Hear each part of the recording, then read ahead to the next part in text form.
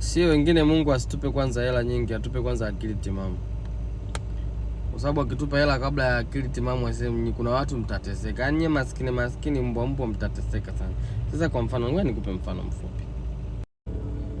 Mfano hapa pembeni yangu kuna huyu tajiri. Ana gari kama hiyo. Gari kali kabisa.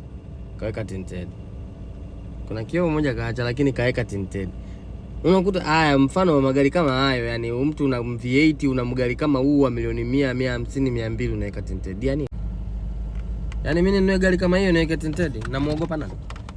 Yaani kama kuna kitu kibaya kinaendelea kwenye gari yangu, mbaya ni wewe uliangalia na umbea wako, unatafuta nini kwenye magari ya watu ya gharama? Niweke tinted, nazuia nani kuona nini kwenye gari yangu? Yaani automatically nina hela, maana yake nina busara na akili. Wewe ungekuwa nazo ungekuwa na gari kama ya kwangu. Yaani mtateseka. Yaani mimi mtaniona kwenye gari yangu niweke tinted, najificha nini? Nani namficha nani? Hapo unakuta na madeni sina basi. Na kama nina madeni nadaiwa na watu wa maana si RDB.